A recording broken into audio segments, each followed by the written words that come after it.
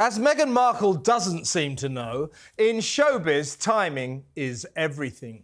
If the difficult Duchess wanted to get a better press, she might have asked that hapless husband of hers to drop his excruciatingly self-obsessed legal bid to force his father's government to provide him with armed police protection. The pathetic spectacle of oh-so-entitled Harry sitting in a London court as his lawyer desperately argued that his fading royal status warrants automatic gun guard cop security whenever he visits Britain rather overshadowed the release of Meghan's new podcast series, Confessions of a Female Founder.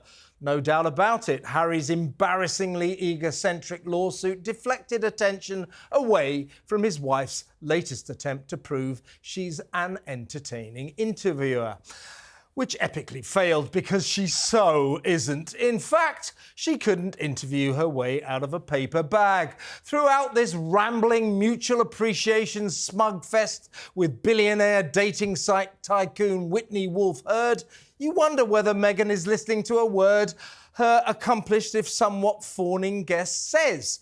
After each response, the hopeless host swiftly returns to her favourite subject: herself. Never mind you, Whitney, and your super successful company Bumble. Let's talk about me. Amid the preposterous plethora of petty platitudes, there are precious few inquiries about the secrets of entrepreneurial success. Instead, as she obsessively plugs her jam-peddling online bric-a-brac site as ever, Meghan informs us that this tawdry moneymaker is an extension of my essence. More evidence that the Duchess struggles with the English language but speaks fluent Californian claptrap. Meanwhile, this prattling pair of self-satisfied wealthy women from Dullsville, Montecito swap toe-curling sycophantic compliments and share their post-birth problems, both of them having suffered from the high blood pressure condition pre-eclampsia. Our sympathy, of course, but these unexpected medical revelations come across like a classic case of celebrity headline hunting, generating decent publicity for all 8 painfully prolonged 50-minute episodes, but clearly not quite decent enough. In America and Canada, the opening instalment only made it to number 6 in the Apple podcast charts. In Britain, even worse, 11th. In Ireland, a lowly 22nd. South Africa, 17th. And in Australia, it limped in at a seriously feeble 57th. Around the world, critics were united in their contempt, all of them just as caustic as they were about her pound store majesty's nauseating Netflix lifestyle show With Love, Meghan. Awarding it an arguably generous 1-star, London Times reviewer James Marriott wrote that while enduring the vapid lessons in self-love that saturate Confessions of a Female Founder, he was, and I quote, seized by an urge to beat my head against the wall. Woundingly, he added, receiving business advice from a Californian multimillionaire who owes her fortune to marrying a prince is as illuminating as you would expect. As in, not at all. So, I guess, on reflection, it may have been a good thing that all eyes were on Harry's 2-day courtroom drama and not on perennially boring Meghan's latest exercise in towering tedium. Which brings us back to that timing issue. While the Duchess tries horribly hard to turn herself into a cash cow, the British government's barristers describe her husband's long, forlorn battle for armed guards as a continuing failure to see the wood for the trees. Harry didn't have to be at the High Court. So why did he make the 5,000-mile journey? If it was to see his father, the king, he was out of luck. Amid reports that Charlie has had enough of Harry's brat-like behaviour, just as his son arrived, he was climbing onto a plane with Camilla for their state visit to Italy. Did the prince come to London just to make the front pages? You might think that. I couldn't possibly comment. Not forgetting, of course, that elephant still in the ever-darkening room. Those deeply damaging accusations by seething Centre Barley charity chief Dr. Sophie Chandorka that the Duke of Sussex is a condescending colonial-style racist bully who talked down to her. Serious charges he strenuously denies. But can Harry deny that he's fixated on his hated brother William? Can he deny that he wants armed cops around him just because that's what William gets? And if he does deny it, will we believe him? Now, joining me for the 100th anniversary special, of course, it is the brilliant barrister, broadcaster, and, of course, magician, Andrew Eborn, that well-known skill set, and the ever-brilliant Samara Gill. Thanks for joining me on this very special love it. occasion. So let's get going about my monologue. I mean, can we believe Harry when he says he genuinely believes he warrants these armed guards? It's just about his brother, isn't it? That's it. Yeah. And for that, he's wasted millions of pounds. It's cost an absolute fortune going in court. And I went in court and watched some of the proceedings to see him there. And he looks a sorry figure in amongst all the bewigged my colleagues and so on and so forth. The reality is this. He's talking about security and saying automatic security. He doesn't feel safe. But the timing, and your brilliant monologue as always, you're an avalanche of amazing alliteration. I love it. The brilliance of point about that. Thank you. Thank you. We're here all week. The reality, though, is the timing, because Charles has just wandered off to Rome. I was there last week, as you know, warming it up. Wandered off. It's a state visit. Was taking Camilla. Yeah, he did. Camilla probably heard that Harry was coming, going, "Get me out of here! Come on, let's leave the country. Get me on that ride." Sorry, Andrew. Try to explain why he's so fixated on this case. It's such a minor point. His point is this. It's about security, and he is haunted by the memory of his mother, and he will bring it up as appropriate. And he's sort of worried that all preparation is going to be there, going to kill him and his family as well if he doesn't have this protection. Well, that's his point, but that's ridiculous. But that's what he's arguing. And so he says that the risk, if you don't basically automatically get it, I've got to haggle with people to try and get it. He even offered, you remember, to try and pay at some stage. Yeah. And they turned around and say, hang on, we're not for sale. But the police, you can't hire the police for your personal security. So that was right off the agenda. Right, but that's the nub of the issue. It doesn't, because he's no longer working over here as a royal and so on and so forth. The automatic right to get police protection is not there. That's all it is, Samara. He just wants it to be automatic, as opposed to him having to sort of phone up first and say, listen, I'm bringing the kids. Do you think I could have some gun guard cops? And mostly I would suggest they'll probably provide it. Yeah. Certainly if he's going to see the king or his brother, that's not likely to happen, but you know what I mean. Yes. If he's going to see the king, he will get gun guards, because wherever the king is, there does have to be weapons to protect. So it just seems so odd, and it's quite clear that the only reason he's doing this is he wants the same status as his brother, because his brother does get automatic gun protection, and he's not going to win the case, is he? You have hit the nail on the head, as per usual, Kevin. It is all about status anxiety. I mean, someone who doesn't have status anxiety doesn't write a book called Spare, all about how they rank within their family. Harry is insecure about his place. And he knows that he really needs the same protection as his brother. It's not about, feeling safe, to be honest. I don't think it's about feeling safe. I think it's literally he gets this, I want that too. Yeah. And that has been his entire childhood, Kevin. And also, just one other thing, I think it's about getting away from Meghan. Yeah. No one goes on a voluntary trip to court for just jollies and fun. Yeah. He just wants to get away from that woman. I guess we're lucky that he didn't think about this before he signed up and went to Afghanistan to fight with the army. Because if on reflection, he would have asked for armed guards because he wouldn't feel safe in Afghanistan. But what a wimp, anyway. By the way, lovely outfit. Thank you for your sparkling 100th anniversary dress. Sorry if it gives you epilepsy at home. But anyway. Well, that's undermined that compliment, hasn't it? Let's talk about Meghan. You've endured the podcast. I now have had to listen to it. Oh, my God. It is the most boring thing ever. I mean, she's naturally boring, as I always say. Somewhere down the line, this woman took a bucket full of boring pills. Yeah. And she just is unable to open her mouth without being epically tedious. But my God, on Confessions of a Female Founder, she has surpassed herself. I mean, come on, what's going on? So dull, so dull. It brings me back to when they left the royal family and they did that explosive interview with Oprah, and they go, they didn't allow me to express myself. I wasn't able to speak out and show the true me. Yeah, you've shown the true you. You're as dull as a doorknob, Meghan. Honestly, it's just like, she's Do you reckon the royal family in those days said, we can't unleash this woman on the public? I mean, she'll send everyone to sleep. Yeah. She has got a purpose in life, though. She should get out there and be a guaranteed cure for insomnia. Everywhere she goes, people falling asleep. People who haven't slept for years, fast asleep within seconds. Actually, folks, any of you having problems sleeping, because insomnia can be a curse, get yourself a copy of Confessions of a Female Founder. You'll be in the land of nod within seconds. I think it's really interesting, this rebrand, though, because she's obviously positioning herself as a founder, an entrepreneur, whereas the reality is so much different. And I think that that's why the conversations come across so inauthentic, because she's actually interviewing people who have built something for themselves.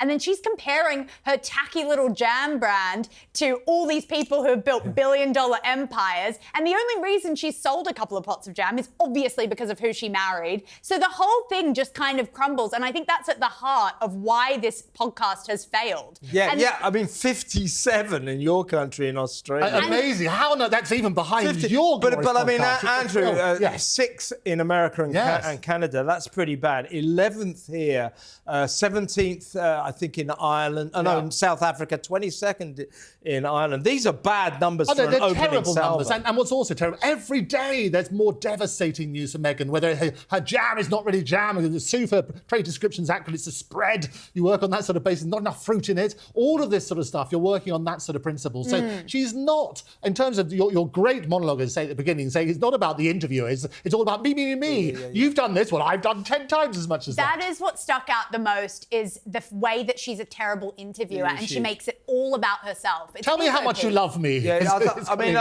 I don't know about much, but I know a little bit about interviewing. Yes. Now, the secret is, well, one of the secrets is, even if you're not interested in what your interviewee is saying, act like you are. You've got to be interested. Yes. And you've got to listen to them. What was that?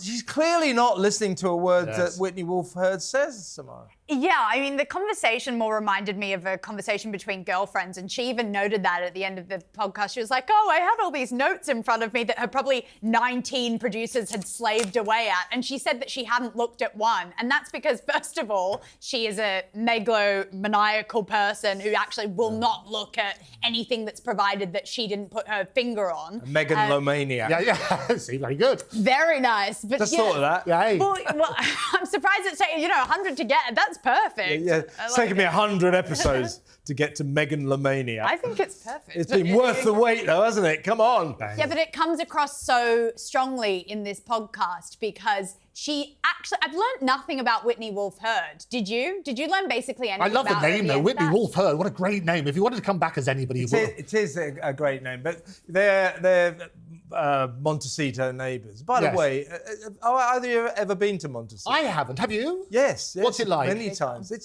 is arguably the most dull place I've ever been. But if you're a racist, it's a great place to go because all the people of colour do all the serving industry. They're all the waiters and they're the gardeners, and everybody else is white. That's Montecito for you, a Californian enclave of tedium. But so they both live in boring Montecito, so they're neighbours. And a lot of it was. Have you listened to it, Andrew? I have. I mean, you're right. And the sad thing is, I mean, the sincerity. If you can fake that, you can fake anything. And you absolutely have to do your research on the guests. You have to basically make them the star. And I think the problem with Meghan, she's got this insecurity, if you like, or a sense of self-delusion, that it's all about, as you said in your brilliant monologue, me, as opposed to listening to the guests. Can we keep talking about my brilliant monologue? Have I mentioned that before? What's really sad and dreary, though, is the fact that she has had to inject this health crisis into it in order to make it headlineable. That is the truth, because I'm pretty sure she must have seen... Well, that's what I suggested. Classic headline hunting. Yeah. Precisely. So the headline is not about, oh, Meghan, that shows you how to make $1 billion, or Meghan does this, or she champions women. No, she's had to use this health crisis in order to actually get that anywhere near the top in the charts, and that's really sad. And that was a kind of a weird thing, so they'd obviously sort of synchronised this. You had preeclampsia, I had preeclampsia too. Snap! Hey, small world! I mean, it was just a bit odd. By the way, sympathy to both of them. Of course. But she's selling it. She's selling it to get publicity that, as I said, didn't work. And by the way, we keep talking about her jam peddling website. You've sent off for some. It hasn't turned up, by the way, yet. Nope. We've sent off some of Meghan's produce to one of my friends in Los Angeles. It hasn't turned up yet after about 2 weeks. So God knows what's going tariffs, on there. That's the problem. But the joke is, yes, too many tariffs. The joke is, it's not actually jam. Yes. She's not allowed to call it jam. She has to call it fruit spread because there's not enough sugar in it. So everything goes wrong with old Meghan. You've got some comments from our viewers. I do. The shame that Harry brings on this country and our monarchy should mean that he no longer deserves a British royal title. He is a disgrace. The RF is there to bring pride to our country. That's from Hutchings. From King Charles. By the way, been in the media this week, actually. Yeah, there's no doubt now. More and more reports that King Charlie has drawn the line. He's had enough.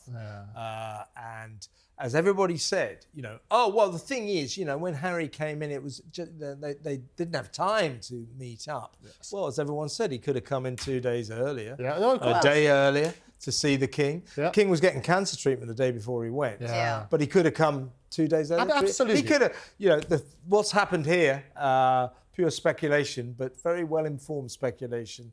The King has said, not on your life. Yeah. You come to London, fine. I'm off to Italy. I don't want to see you. And it's not so difficult to get to Rome if you really wanted to see his father. It's less than a 2-hour flight from any of those airports. He had his 20th wedding anniversary. I gather all roads lead there. They do. It's very easy. They're all very straight. Yes, absolutely. I think that Charles will actually keep them because he's bigger than that. But once William gets in, goodbye titles, goodbye. William will not be letting him have them. That's for sure. Well, that's you mean the Duke? Oh, gives a damn. Julie has said, it's delicious irony. He is being outed for being a bully and a racist, and the vile wife as well. They picked the wrong person. Yes, we can revel in this. It serves him right. Yeah, we should stress these are accusations by Dr. Sophie Chandorka, but they're very damaging accusations. And of course, through his friends, he sent out a squad of his posh pals to deny her charges. He does strenuously deny that he's a white saviour colonial-style racist bully. This is what he's charged. I'm only telling you what he's charged with. Yeah. He's charged, Sophie says, he's a white saviour colonial-style racist bully. It doesn't get much worse than that. Harry denies those charges, of course. Time for a bad ad. Give your new kitchen that extra touch of class by having it craftsman designed and built by Custom Cupboards. Every easy living custom cupboard kitchen is meticulously engineered to your requirements and features up-to-the-minute design concepts. Using today's latest construction techniques, Custom Cupboards expert tradesmen ensure the very best results in each quality kitchen produced. For the ultimate kitchen, it's got to be Custom Cupboards. The last word in kitchens built to last. They know the game. To please is their aim. Right, you see that woman with that hair? That's sort of glorious. King Charles I. The huge, and those sort of 1950s style kitchens. Do you know when that advert went out in Australia? This is a fact. Pray tell. last week. You know what? I can't even say that you're wrong. I can't even say that. Is that where you get your kitchens from? Look, I mean, those kitchens were triggering me because I've seen a fair few of those in my lifetime. Yeah. So yeah, thanks, producer. Trigger. Is that a trigger warning? What just happened?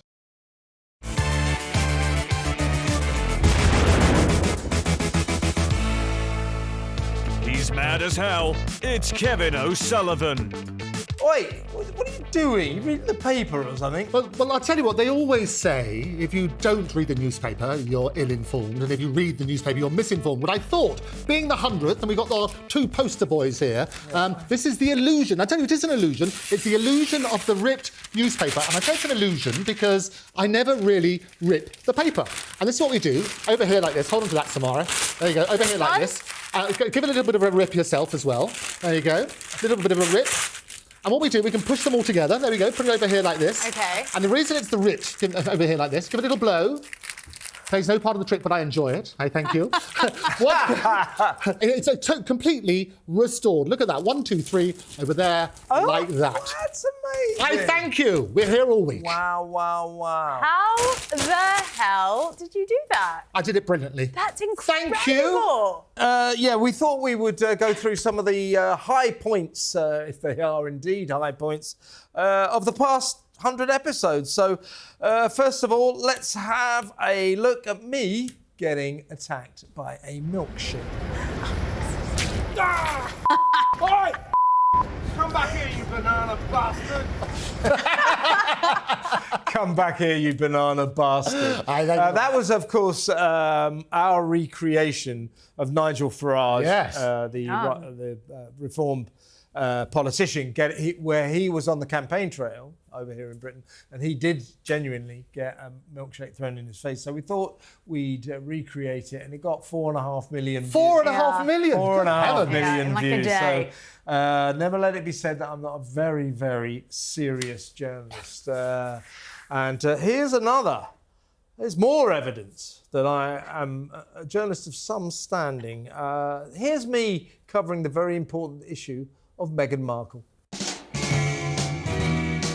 Welcome to my beautiful home. What do you mean it's not my fucking home? Every morning I pick beautiful flowers from my beautiful garden and I feed them to my beautiful children. So what if you haven't got a fucking garden? I haven't really got any children. I hate fucking bees. Get me out of this bee suit now.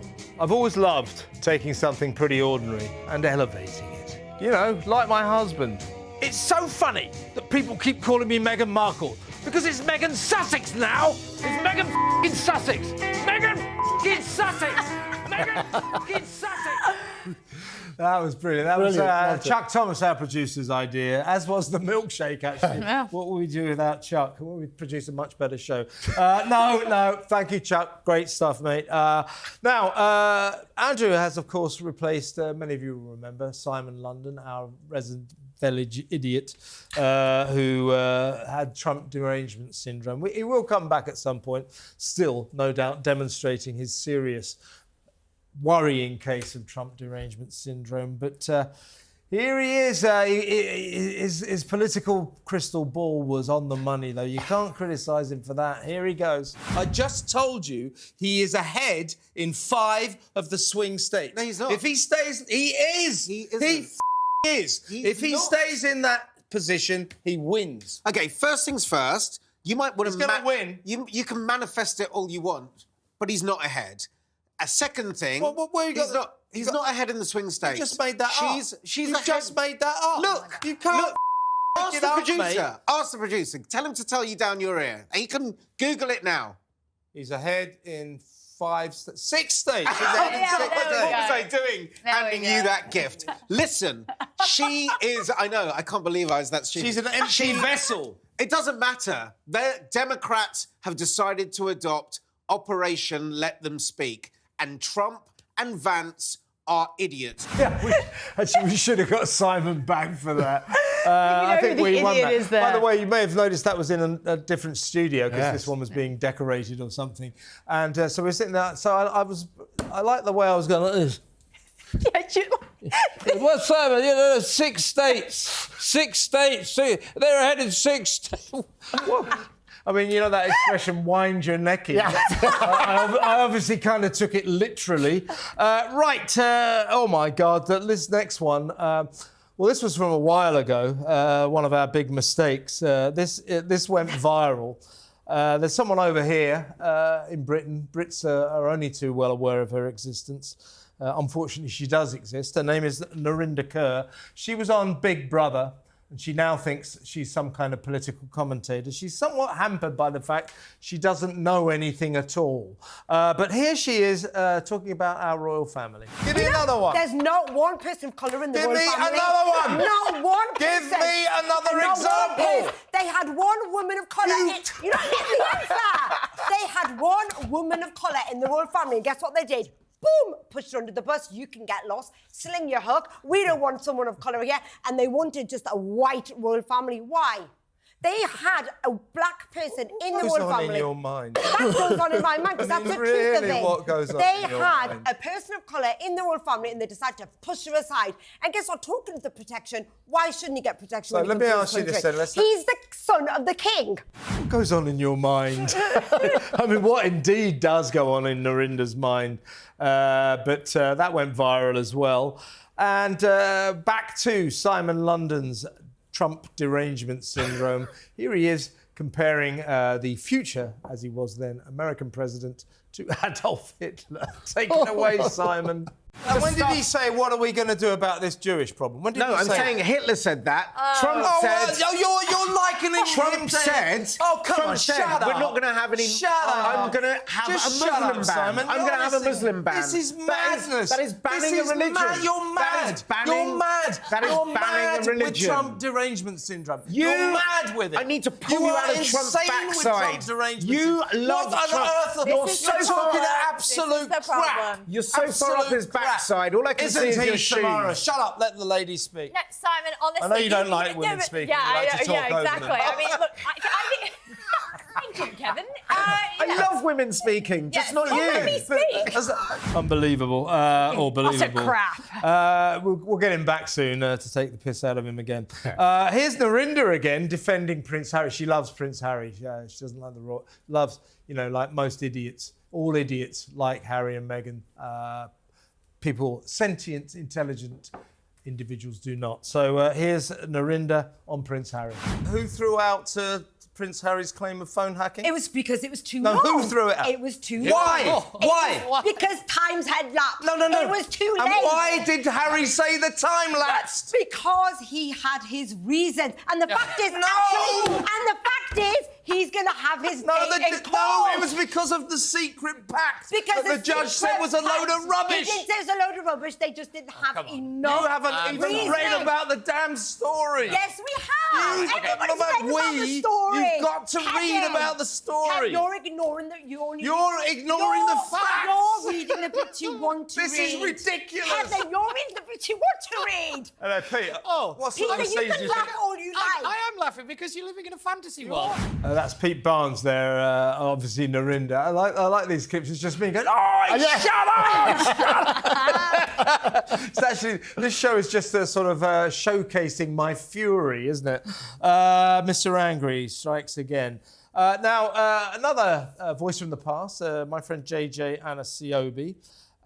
He's another sort of lapdog to the gruesome twosome Harry and Meghan. He loves them as well. Lovely guy, old JJ, but not much up top. They call him Bungalow, no upstairs. Let's... if you're watching, JJ, I'm very, very sorry. He's colouring something in at the moment. No, if you're watching, JJ, I'm very sorry. Not sorry. Here he goes. Take it away, JJ. Well, they made a lot of money from Netflix for Netflix's most successful documentary Only ever. because they were slagging off the royal family. Okay, On yes. their own, they don't do anything successful. They don't. JJ, listen to me. No. They do nothing. Do let us know. Absolutely. But you're You're not going to let us know. No, I'm not going to. It's because she's a woman. That's correct. That's correct. I need to get back to the kitchen. That's Amanda Devlin. Yeah, it's just this show is like full of blokes shouting over women. Just shut up, let the men talk. I don't do that, but my guests do. Andrew doesn't. Simon London used to do it a lot. JJ a bit. And finally, let's back to Simon again, who said that educated people won't vote for Trump. Here he is. The most educated black people would not vote for Trump. You see, what a load of crap. Honestly, you're such a moron. You think that if you vote right-wing, if you're a right-wing, then you're stupid. No, you're thick. You're undereducated. Trump took out an ad in the New York Post. Why do you think? Why do you think that if you're undereducated, you're right-wing? Why do you think that? Why do you think that? It's a good point. It's a good question. There you go. So that was me being furious at everybody. But a lot of shouting, Anyway, those were some of the highlights over the last 100 episodes. Let's hope there's 100 more. And hope I get even more furious. So we'll get Simon back so I can shout at him a bit. And you won't be allowed to get a word in edgeways, young lady. Right, let's go to a bad ad. Which builder holds the key to South Australia's most awarded homes, including awards from the Housing Industry Association for Best Presentation, Best Bathroom, and 3 awards for Best Project Home? Which builder holds the key to better design, better features, and more options at an affordable price? It's the builder who holds the Golden Key Award for the most outstanding home built for up to $80,000. Which builder? Galaxy Homes. Up to $80,000. Wow, I mean, that's about 10 quid. And that will buy you a mansion in Australia. Really? Yeah, 80 grand, yeah. And so go on. Or as in that advert, a hideous bungalow. Yes, it was. Yeah, that is disgusting, whoever designed that. And that key looks like a Kalashnikov. It does, doesn't it? Extraordinary. I mean, but what an extraordinary thing, as you say, it's the JJ Anisobi of housing, wasn't it? It was just the bungalow. JJ Anisobi of housing. That's what they'll say. Poor old JJ. Let's go to a real break.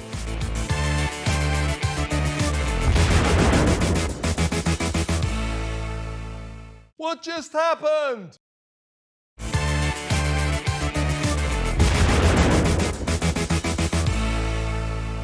He's mad as hell. It's Kevin O'Sullivan. Our big moment of the week, which I think will resonate around the world, it's a British moment. But over here in Britain, there was the worst sexual scandal in British history. As many as 250,000 vulnerable young white girls, many of them underage, so we're talking paedophile rape here, were systematically raped, tortured, sexually abused, treated like animals by rape gangs. They call them grooming gangs, but that's very much of a euphemism. They groomed these girls, sort of lured them in, but with drink and drugs, and then absolutely defiled them. These gangs were made up of predominantly Muslim men of Pakistani origin. And that has meant that the powers that be in this country were too terrified to go after them for fear of being charged with Islamophobia or racism. So these poor girls never got justice. There are a few of these rapists, these gang members, have been tried and have gone to prison. Incredibly, they come out and they walk in the streets now. Many of these girls, their victims, regularly bump into their rapists on the street. It's a shocking situation. Now, we in this country, in Britain, demanded, quite rightly in my view, a public inquiry, a major public inquiry into what went wrong here. Labour, the Labour government, denied us that. They didn't want this because they want the Muslim vote. They want the Muslim people in this country, 4 million of them, to vote for them at the next election. Also, where these abominations happened, most of the local authorities were Labour. So the whole situation isn't up Labour's street. So they denied us a national public inquiry. Then, only recently, that was in January, recently they said, well, look, what we're going to give you, not a major public inquiry. We're going to give you 5 local inquiries for £5 million, £5 million, which was not a sap. It was nowhere near good enough. But we sort of said, all right, we'll have 5 local inquiries. At least some kind of truth may come out of it. Well, this week, Labour cancelled them as well. They axed the local inquiries. And let me tell you, all the Brits will know, this nation is up in arms. It is utterly furious with our government right now. I'm saying all this for our viewers around the world, and you will understand how angry the British nation is about this. Just to put you in the picture, this was debated a couple of days ago in Parliament, in our House of Commons. And this is a Tory MP, representative of the people, Katie Lamb, reacting to news that these local inquiries have been cancelled, have been axed, and these poor victims aren't going to get justice. The girls we are talking about, Mr. Speaker, are predominantly white. The men who preyed on them were predominantly Muslim, generally either from Pakistan or of Pakistani heritage. One of the victims from Dewsbury was told by her rapist, I quote, "We're here to all the white girls and the government." Will the Minister accept that, in many cases, these crimes were racially and religiously aggravated? She was addressing an MP called... government minister called Jess Phillips, who actually has got a long track record of helping the victims of sexual and violent female victims. In fact, her job as Minister for Safeguarding Women and Girls Against Violence and Sexual Violence. That's her job. She sat there bored by Katie Lamb's speech. Very moving speech it was too, that summed up the horror of what happened. And people are revolted. They have really rallied against Jess Phillips. As I said on my show, she can go to hell. I mean, you know, in what way is she protecting women? So, Samara, this is a massive scandal, and the people are furious. You know, those poor 250,000 girls, you know, over a period of 10, 15 years, systematically tortured, raped, groomed, treated like animals. They really were. The details, folks, are just appalling. They're not going to get justice. There'll be no inquiries whatsoever. And Labour have done this, our government has done this purely for political reasons. And they shouldn't be playing politics with this, should they? They shouldn't be, but they are. I mean, it's definitely not about money. They only gave £5 million for this inquiry, which is nothing when you think about people like Lindsay Hoyle spending £7 million on their apartment renovations. So it's not about money. It's purely about politics. And it's because they don't want to disrupt the Muslim vote, which they care so deeply about, that will keep them in power again and again and again. And as the fabric of this country changes, they don't want to disrupt that vote. But it's really, really tragic, because it's not just like after the J report this whole issue went away. It's still going on. And we've had victims time and time again, they come on your show and they tell you that they have had to see these people in their town.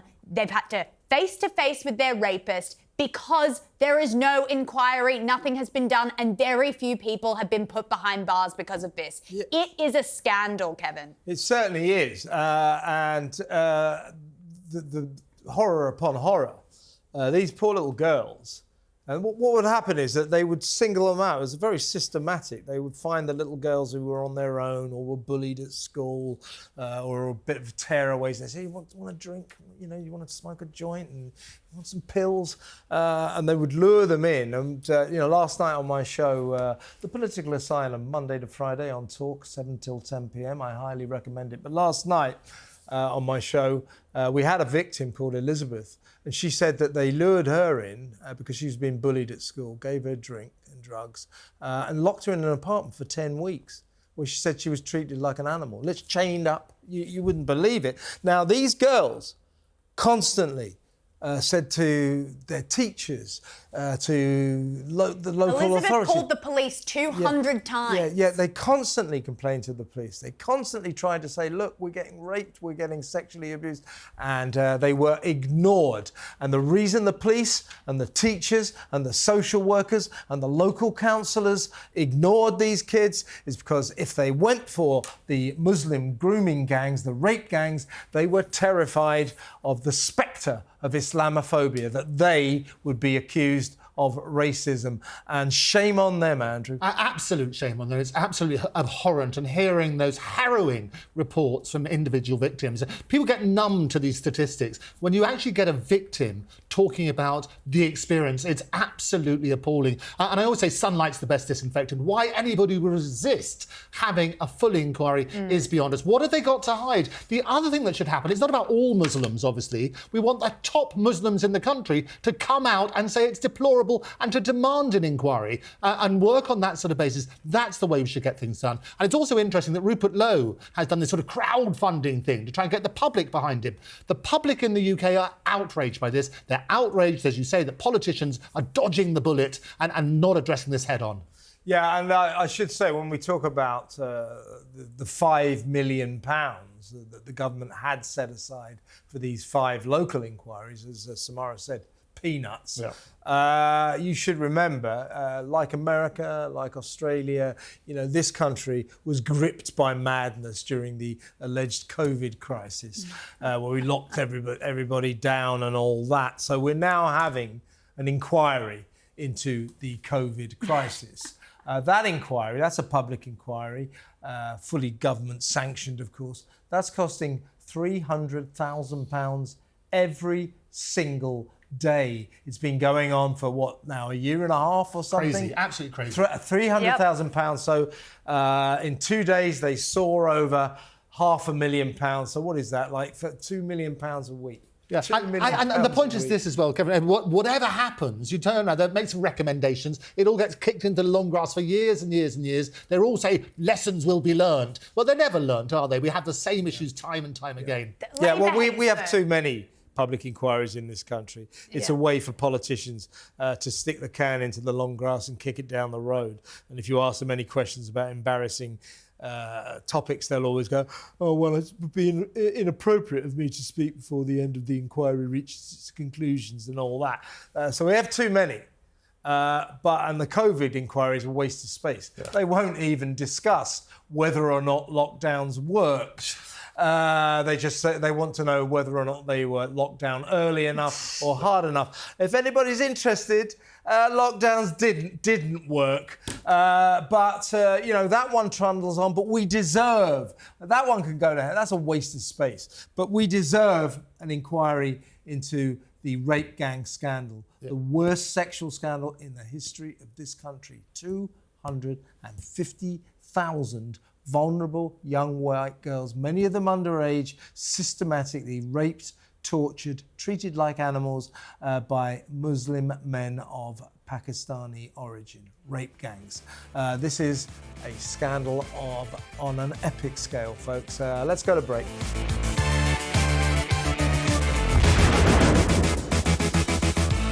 What just happened?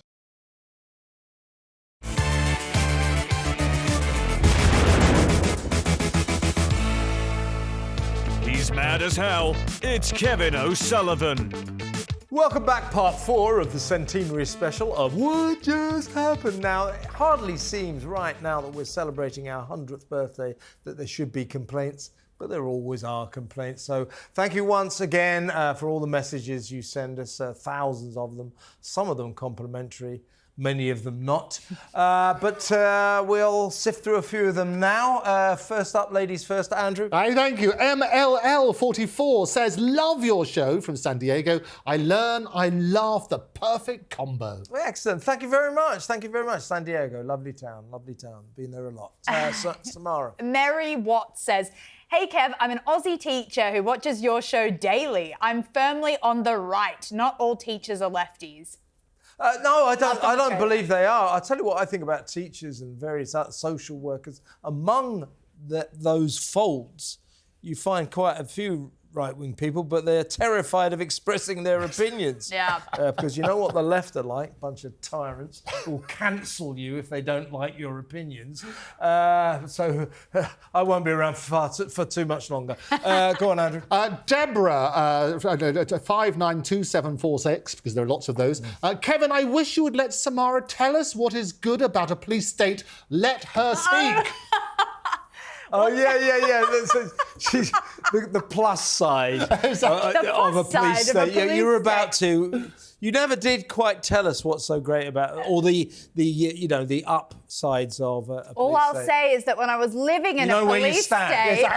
Yes, you know where you stand. When I lived in a police state, it was wonderful because, like, there was absolutely no crime that you had to worry about. There you go. No people getting knifed on the street. There you go. No one stealing your phone when you're at the restaurant, just off the table. So there are some perks to a police state, but unfortunately, we only get the bad things about it, like cops coming up at your door for a tweet. Yeah, I mean, police state, no one ever tells you the good things, do you? It's not right. It's the state of the police we're worried about over here, isn't it? Rather than the police Mind state. you, Australia is a police state. Yeah, we are. We are. COVID Nazis down there. My God, Australia was a nightmare. Yeah, I actually got I got put in a holding cell just a couple months ago. Yeah, because I went back there and I took a photo at border security, and the guy came and arrested me. Yeah, it was.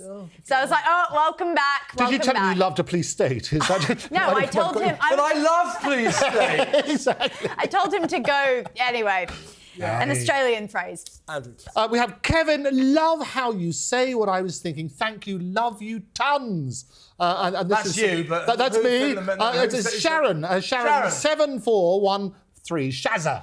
Well, Shazza, Sharon, thank you very much. Nice of you to say so, and thank you very much for watching. Thank you all for watching every single week. Go ahead, Samara. Trish Wick says, my favourite show about those two wretched grifters in the past 5 years. Great job. Congrats, you three. American flag. What would we do without Harry and Meghan, eh? Andrew? Harry and Meghan, same theme. Harry and Meghan have been comedy gold for 7 years now and just get more hilarious. Thanks for bringing us the laughs. And this is from GW2748. A lot of numbers this week. Thank you, GW. I mean, the thing about Harry and Meghan, some people say, why did you always do Harry and Meghan?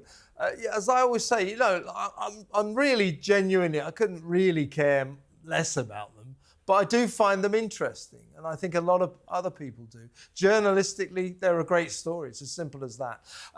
Sorry, Samara, carry on. Margaret has said, love your programme. Hello from the Netherlands. That's so exciting. Oh, my gosh. What was that again? The Netherlands loves our message? programme. Is there a message? They love your show. Programme. Oh, they love it. Okay, great. Love the show. Great. Love the people in Holland. What's that with Holland and the Netherlands? What's the difference? Isn't there Holland isn't one. in Is the there? Netherlands? No, it's all the clogs. It's how they wear them. Yeah, Holland is the capital of the Netherlands. Is it? Well, no, Holland's not the capital of the Netherlands. Thank you very much. It's Paris. From Paris is the geography. No, Paris is the capital of America. Of the Netherlands, is that right? But Paris is the capital of America. Right, on that bombshell, let's go to a bad ad. Sarah no longer has to borrow her husband's shaver to keep her legs silky smooth, because she's now got her very own Ronson Lady Shaver, designed for her like no other woman's shaver. Now Sarah's husband borrows her Ronson Lady Shaver to keep his legs in cycling shape. Ronson's all-new Lady Shaver, the woman's shaver that really works. Relax, it's a Ronson. And there's some cigarettes called Ronson. No, there's all sorts of things. And there's, yes, absolutely. Oh, no, Ronson. I used to have a Ronson shaver, but I don't like electric shavers. So, by the way, the Netherlands is the entire country. Yeah. Holland actually refers to 2 provinces within the Netherlands. So I was kind of right. And what about Paris? Where does that fit in? So it's not the... Paris is the capital of America. Paris, Texas. So that's what's so great about this show as we close our 100th edition. Not only is it incredibly entertaining, you learn things. It's full of information. So for more pop facts, tune in next week for episode 101. Thank you very much for joining us.